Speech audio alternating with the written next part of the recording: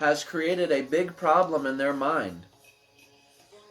Their ego has convinced them that there is a problem with this experience. There is a problem with my experience. My experience is not living up to its full potential. I am not experiencing the full divinity that I should be in my experience. Therefore, it has been created in the mind. Something must be done here to enhance my experience, whether it be breath work, meditation, a cleansing, a healing, an aura reading, opening the third eye, or any other spiritual practice that you can possibly think of. It's these avenues that we're creating as solutions to our experience. The ego has convinced us there is something wrong with this experience, and it's not being lived up to its full potential. So right there we have a problem. And the only thing that makes this so is we believe it. We believe the ego. We identify with the voice stirring up this problem in this experience, when truly this experience is the most unexplainable and magical moment that you could possibly imagine. But when the mind touches this experience, when the mind touches this moment, it becomes everything but divine. And so a lot must be done. A lot must be done with this moment in order to become what we already are in this moment. So after you've done the breath work, after you've aligned your chakras, after you've done the healing, after you've paid for your spiritual session or whatever it is that you've done, you will find that you feel the same way before or after as you did before, because this is no different than saying this right here. My car is old. My body, it's the same thing. My body has chakras out of whack or whatever. If only I could just get into that new car, because this car has so much problems with it. It's about to break down. It's every time I start it, it makes nasty noises. If I could just get that new car. Likewise, if I could just align my chakras, if I could just do this, if I could just do that, my experience will be full. My experience will have reached the full potential. I'll have reached the crown chakra, and then what? This is what I want people to address within themselves. You don't need to provide me with an answer, but ask yourself, and then what? Once the final chakra has been aligned, once you've reached your highest potential, once all the blocks are gone, once whoever they are removed from your experience, what do you think is going to change for you? Because the answer is how you felt before is how you will feel after. These spiritual practices are turning into material practices. And what I mean by that is, if I can just get that new car, if I can just get that new house, if only I was in a new or better position in my job. And then when we get there, and we get there, and we get there, it keeps and constantly falling short to what we thought was going to be. We expected everything to magically just change, happiness to overflow us. And then you put yourself in that new car, and you find yourself feeling the same way that you did in the previous car. Likewise with spiritual practices. They may improve your mind state for a week, 2 weeks, maybe 3. But you'll slowly see that enthusiasm deplete from you. After your spiritual practices, you're eager to run off into the world and share again. But once this starts being depleted from you again, you start losing that enthusiasm until you're required to return back. You have to return back to your spiritual practice. And this is what religion has been doing for centuries.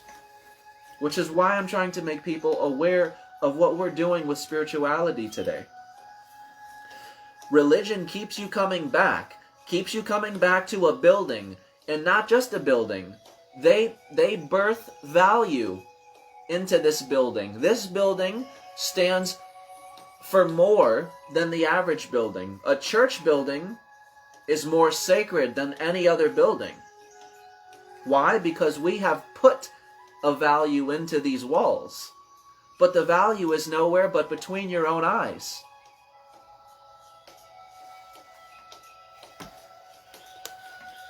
So religions keep you coming back to an infrastructure, to a doctrine, to constantly practice and practice and practice what can never be mastered. You'll practice this, leave church, and then by the end of the week, come Sunday, you'll need to go back again to refill your spirit. And that's what they do. They fill you up just to drain you down so that you can fill you back up again, convincing you that you need them. You need their infrastructure, you need their doctrines, you need their methods and their ways of being. But remember, you will always be depleted from this again.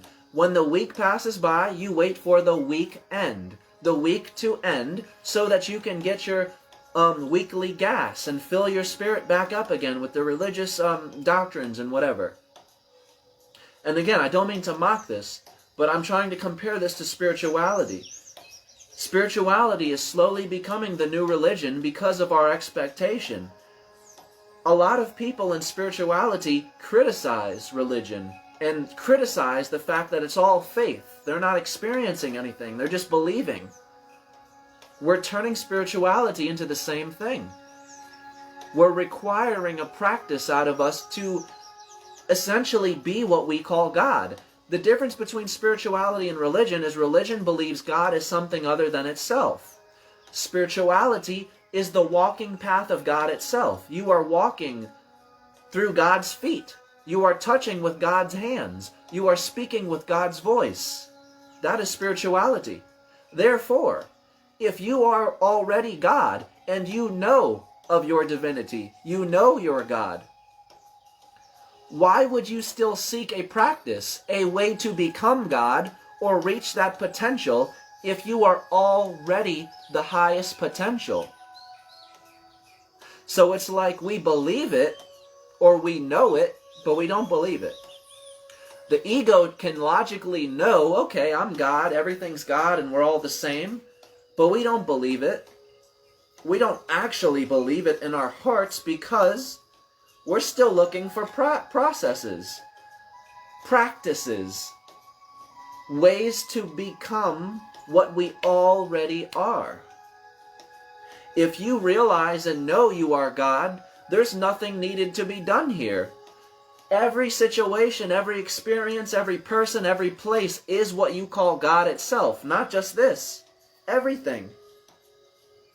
So therefore, whatever happens to me, through situations, through whatever, is all happening through God. It's not happening through God as this. It's happening through God as this. Everything.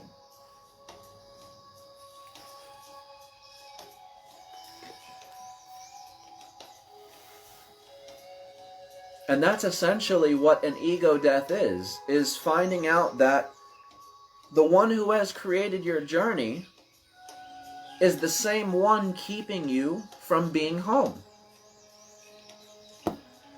That's an ego death.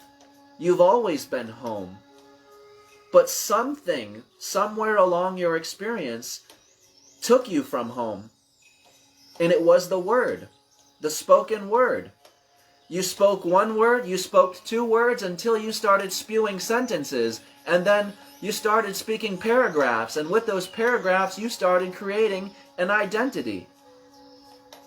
Your experience went from memorizing words to creating objects out of these words. You went from learning words and how to pronounce them to assigning objects the word itself. A pen or a marker was never assigned a word until you looked at this object and memorized it as a word.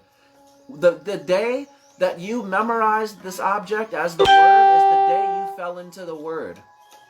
Because if you could look at this object and consider it the word, What do you think you're doing with the world itself? You look outside, you're assigning this a word, you've allowed this object that you call the earth to become the word. And so now when you look at this object you call outside, you only know it as the word, as what you have birthed into it. This is where all separation is coming from. Who has put you inside of a body? The same being that spoke that word and separated the body from the earth. I've yet to meet one person who shares my belief on this, but I don't believe there is a true out-of-body experience. From my experience with psychedelics, what DMT shows you is there is no body. There never has been a body. So when you come out of DMT and you say, I have returned to my body, I am back in a body, that is simply the ego falling back into itself. You are not in a body and never have been. But the moment you return to the body and say, I am back in the body, is what brings you back to DMT. This is why so many people must return to the medicine. The ultimate goal of the medicine is to merge yourself with it. That is the ultimate message. You are the medicine. There is no presence in DMT that is not your own. You will see and encounter various entities on DMT, whether they're jokers, elves, aliens, whatever form you would like. But the ultimate message is these forms are constructing through your very consciousness, because they are you, and they're constructing themselves to destruct themselves before you, so that you will recognize what remains. Likewise with your own form, when this destructs, you will recognize yourself beyond what remains, which is no shape, which is no name, which is nothing that we can know here and now. It is a presence. And it's a presence, this presence that allows us the gateway into the senses. The senses are what allows us to experience. But make no mistake, the primordial median is always the presence. Presence comes first. Presence is the great where everything illuminates from. Presence comes first. Before you're a body, before you're a name, before you're in a physical location you call earth or some place, you have to be presence. Only with presence can you become any word you have birthed. And that's what we have done. We've fallen into these words.